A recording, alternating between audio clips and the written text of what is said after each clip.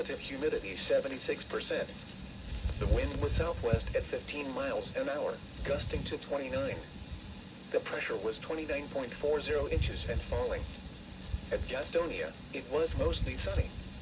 The temperature was 69 degrees. At Monroe, it was partly sunny. The temperature was 71 degrees.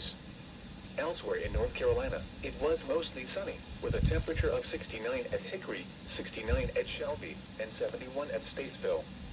At Asheville, it was partly sunny, with a temperature of 63. It was cloudy, with a temperature of 70 at Greensboro and 72 at Fayetteville. In South Carolina, at Charleston, fog was reported with a temperature of 70. At Greenville-Spartanburg, it was mostly sunny, with a temperature of 68. At Greenwood, it was partly sunny, with a...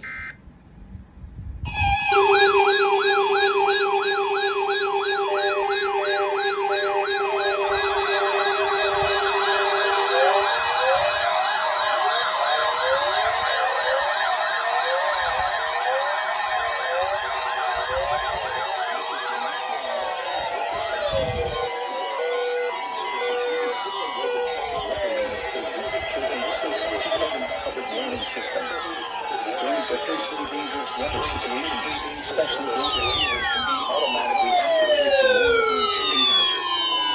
The signal and receiver's performance are normally conducted between 11 a.m. and noon each Wednesday.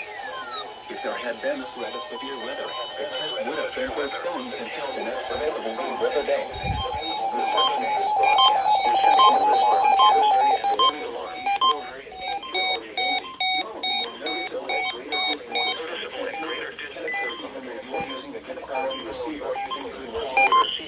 The warning alarm will be activated for warning alarm will be activated for station KHC27 broadcasting near Rock Hill broadcasting with 162.425 megahertz. The warning alarm will be activated for warning alarm will be activated for the following counties: Cherokee, North Carolina, Alexander, Lancaster, and Alabama, Cleveland, and in North Carolina, Cleveland, Gaston, Mecklenburg, and Union. This concludes the NOAA Weather Radio All Hazards Torn Alert Test. This concludes the NOAA Weather Radio All Hazards Oh, my reticus didn't activate. Oh well.